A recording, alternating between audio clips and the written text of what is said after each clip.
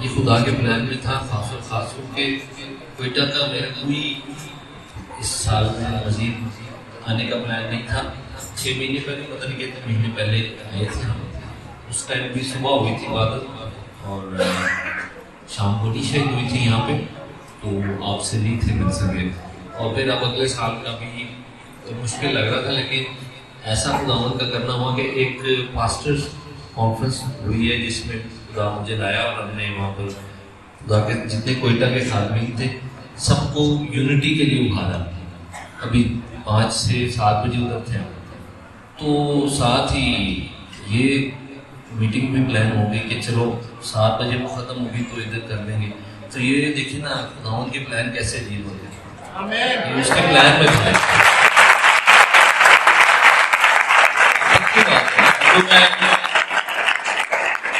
ایسی بات نہیں کر رہا کہ اتفاق سیدھے اونجی دس ہے، یہ ہے خدا کے کام۔ بائبل پڑھیں تو آپ کو پتہ چلتا ہے کہ خداوند واقعات کے پیچھے اس کا ہاتھ ہوتا ہے، اور زندگیوں کا تیار ہونا اس کی آمد سے پہلے یہ کام خداوند مسلسل کر رہا ہے، اور یہ میٹنگ بھی اس کام کا حصہ ہے۔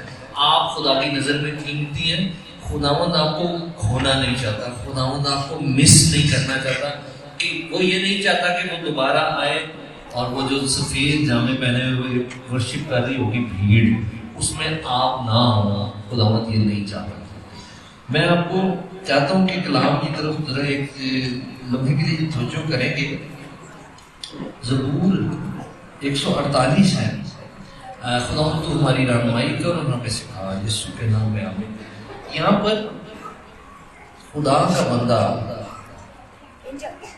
کہہ رہا ہے ایک ہی بات ہر ایک سے کہ خداوند کی حمد کرو، اور وہ اب آپ گنتے جاؤ، چلو تھوڑا سا آپ بھی کام کریں تاکہ آپ بھی تھوڑا انوالو ہوں۔ آسمان پر سے خداوند کی حمد کرو، پھر وہ بلندیوں کو کہہ رہا ہے کہ خداوند کی حمد کرو، فرشتوں کو کہہ رہا ہے، لشکروں کو، سورج چاند نورانی ستاروں، فلک الافلاک، فضا پر کے پانی کو کہہ رہا ہے کہ یہ سب خداوند کے نام کی حمد کرے، کیونکہ اس نے حکم دیا اور یہ پیدا ہو گئے۔ اس نے ان کو عبدالآباد کے لیے قائم کیا، اس نے اٹل قانون مقرر کر دیا۔ اب 7ویں آیت سے وہ زمین کی سب چیزوں کو کہہ رہا ہے کہ خداوند کی حمد کرو، جس میں اژدہاؤں کو کہہ رہا ہے، گہرے سمندروں کو کہہ رہا ہے، آگ، اولے، برف، کوہ اور طوفانی ہوا جو خداوند کے کلام کی تعمیل کرتی ہے، ان کو کہہ رہا ہے۔ ادھر بھی آتی ہے ٹھنڈی طوفانی ہوا، کوئٹہ میں بھی آتی ہے، وہ خداوند کا حکم کی تعمیل کرتی ہے۔ پہاڑوں کو کہہ رہا ہے، ٹیلوں کو، میوہ دار فروٹ والے جو درخت ہیں، دیودار اور جانوروں کو، چوپایوں کو، رینگنے والوں کو، پرندوں کو، زمین کے بادشاہوں کو، امتوں کو، عمرہ اور زمین کے سب حاکموں، نوجوانوں، کنواریوں، بڈھوں اور بچوں کو۔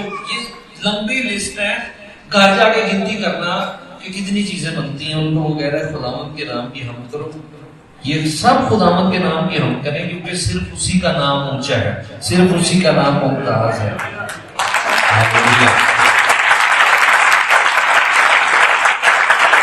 اور کہہ رہا ہے کہ اس کا جو جلال ہے نا، اس کی گلوری، ابھی زمین میں رہنے والے اور اس زمین نے خداوند کی وہ گلوری دیکھی نہیں ہے جس قدر وہ بلند ہے۔ کہہ رہے ہیں اس کا جلال زمین اور آسمان سے اونچا ہے، اور اس نے اپنے سب مقدسوں یعنی اپنی مقرب قوم بنی اسرائیل کے فخر کے لیے اپنی قوم کا سین بلند کیا۔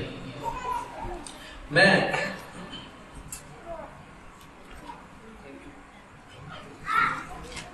یہاں جتنی دفعہ بھی خداوند کی حمد کرو، خداوند کی حمد کرو آیا نا، ادھر دیکھو بچوں، اس زبور میں نے نہیں گنتی کیا، جتنی دفعہ بھی آیا وہاں پر پتہ کون سا ورڈ ہے عبرانی کا خداوند کی حمد کرو کے لیے؟ آپ بولتے بہت زیادہ وہ لفظ، آپ کا فیورٹ نعرہ ہے، وہاں آیا ہے ہالےلویا۔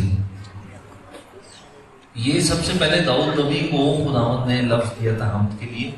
یہ جو ہالےلویا ہے، کیونکہ حمد کے لیے مختلف کلام میں لفظ استعمال ہوئے ہیں، شباخ ہوا ہے، اور بھی بڑے لفظ ہیں، ان کے اپنے مطلب ہیں، لیکن جب اردو میں ترجمہ ہم پڑھتے ہیں تو وہاں حمد ہی ہے کہ خداوند کی حمد کرو، لیکن عبرانی بائبل پڑھیں تو اس میں مختلف جگہوں پر مختلف لفظ ہیں، یعنی ڈفرنٹ ہر لفظ کے اندر مختلف طرح کی حمد بیان ہوئی ہے. تو یہاں جو ہوئی ہے وہ ہاللویا ہے. یہ کون سی حمد ہے؟ یہ ادھر دیکھیں, یہ اب آپ کو آسانی سے سمجھ آ جائے گی. جب کوئی ٹیم جیتتی ہے تو اس وقت جو فیل ہوتی ہے فتح کی فیل, یہ ایسا نعرہ ہے جس میں فتح کی فیل ہے. ہاللویا. آپ کہیں گے جی میں تے ٹوٹیا تھکیا ہاریا ہوا, میں کتوں کہہ سکنا ہوں فتح دا نعرہ ہاللویا. آپ ایوب کو یاد ہے, آپ کو ایوب, اس کو جب ہم پڑھتے ہیں تو ہمیں وہ ہارا ہوا لگتا ہے نا, سب کچھ تو چلا گیا, ہون کا تھا ہاللویا. وہ کہتا ہے مگر خداوند نے دیا, خداوند نے لے لیا, خداوند کا نام مبارک ہو. وہ پھر بھی پرستش کر رہے ہیں. مزہ تے وہ ہے کہ دکھاں چ اسی انہوں جلال دیں گے.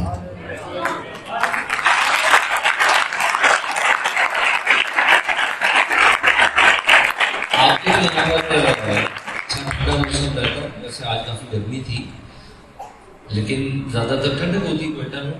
لیکن جب گرمی جن علاقوں میں زیادہ ہوتی ہے وہاں دکانوں پہ چاکلیٹ جو بکری ہوتی ہے وہ پگھل جاتی ہے.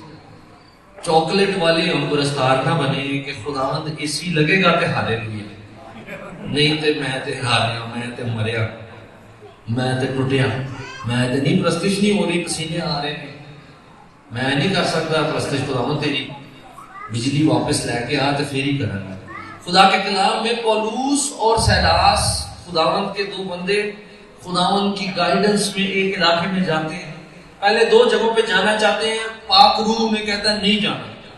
تیسرا علاقہ وہاں پر پاک روح کہتا ہے ادھر جاؤ. وہاں گئے, ایک لڑکی میں سے موجزانہ طور پر بدرو نکل گئی, آزاد ہو گئی, اور جن کی کمائی کا وہ ذریعہ تھی لڑکی, انہوں نے ان کے اوپر جھوٹا الزام لگا کے ان کو پکڑوا دیا اور اندر کے قید خانے میں اور خالی دلوایا. نہیں چنگی پلی بیعت انہوں لگے, خون نکل رہا تھا, اور آپس میں کیا خیال ہے ہم ہوتے, ہم کہہ رہے ہوتے, پولوس سلاس کو کہہ رہا ہوتا اگر میں پولوس ہوتا آپ سلاس ہوتے تو کی گلا ہو رہی ہوتی ہے رات میں, کاٹ چ پیر ٹھکے ہوئے نے تے خونو خون تے اندر تے قید خانے چ گرمی چ خطرناک قیدیاں نوں جتھے رکھیا جاتا ہے جتھے شاید وہ ہل بھی نہیں سکتے.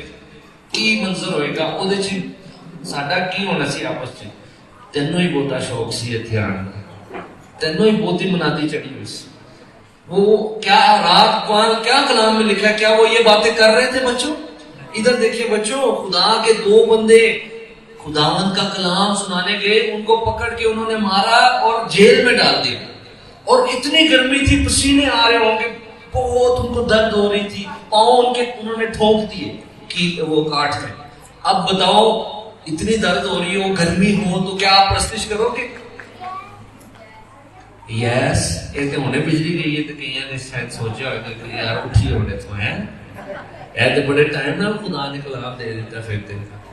میں اگر خداؤں کو بھی پتا سی بجلی جان والی ظاہر ہے پتا سی, لیکن نہیں یہ تو چلو چھوٹی بات ہے, میں آپ کو ویسے انوالو کر رہا ہوں. لیکن بچوں ادھر دیکھو, خدا کے دو بندے جیل میں بھی بری حالت میں بھی لکھا ہے کڑ نہیں رہے تھے.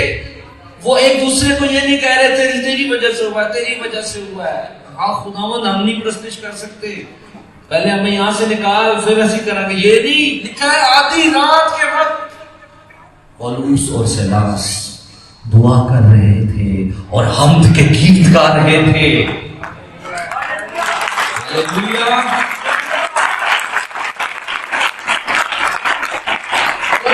ہاللویا. نکلی ہونا دی جتھے ساڑی نہیں نکلدی, ساڑی پکھا کم از کم ہوئے تو پھر نکلدی آ رہی. لیکن برے حالات میں جب بےزتی ہوئی ہے, عزت بھی نہیں رہی اس شہر میں, عزت جاتی رہی, جسمانی سکون جاتا رہا, اور جس حالت میں پڑے ہوئے ہیں, جس حالت میں بھی ہے, خداوند تو پھر بھی پرستش کے لائق ہے. اس بات کا ہماری حالت سے کوئی تعلق نہیں کہ ہماری حالت اچھی ہو تو پرستش کے لائق ہے, بلکہ تو ہے ہی. چاہے ہم دکھ میں ہو چاہے سکھ میں ہو, تو پرستش کے لائق ہے. ہاللویا. خداوند کا نام مبارک ہو. یہ بات آپ کے اندر آنی چاہیے. چھوٹا بچہ ہوتا ہے, ادھر دیکھو بچوں, آپ چھوٹے ہو, کیا ہوتا ہے ذرا سی چوٹ لگ جائے, اتنی سی ذرا سا بلڈ نکل آئے تو آپ شروع ہو جاتے ہو, کیونکہ آپ چھوٹے ہو اس لیے. لیکن جب آپ بڑے ہو گے, آپ جو بڑے ہیں, آپ اون کرتے کیوں؟ بڑے ہو گئے نا. اسی طرح روحانی طور پر جب ہم بڑے ہو جاتے ہیں تو پھر ہم چاکلیٹ پرستار نہیں رہتے کہ حالات چنگے ہون گے تو ہیلیلویا نہیں تو کیڑا ہے یہ نہیں، بلکہ خداوند ہمیں پتہ ہے ہم بڑے ہو چکے ہیں، ہمیں پتہ ہے یہ حالات بھی آتے ہیں، لیکن ہم پھر بھی تیری پرستش کریں گے، کیونکہ ہمارے حالات کے اچھے یا برے ہونے سے اس بات کا تعلق نہیں ہے کہ تو کتنی پرستش کے لائق ہے.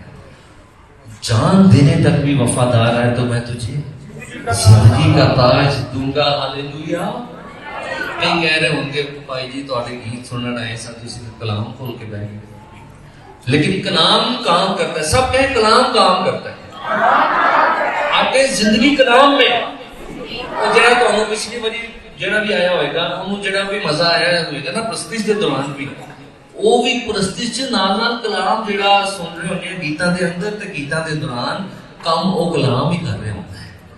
وہ کلام ایمان پیدا کرتا ہے نا. آپ میں سے کئی یہاں پر بالکل ڈاؤن ہو کے آئے ہیں روحانی طور پر، آپ دیکھنا خداوند آپ کو اپ کر کے بھیجے، وہ آپ کو اٹھا کھڑا کرے گا، کیونکہ کلام میں لکھا ہے خداوند جھکے ہوئے کو اٹھا کھڑا کرتا ہے. جھکا کون جھکا ہوا ہو کوئی بھی، خداوند اس کو آج اٹھا کھڑا کرے گا. ہارمونیم کا مائک جان دے کر دوسرا گانا قرض بھاری ہے چکایا تیرا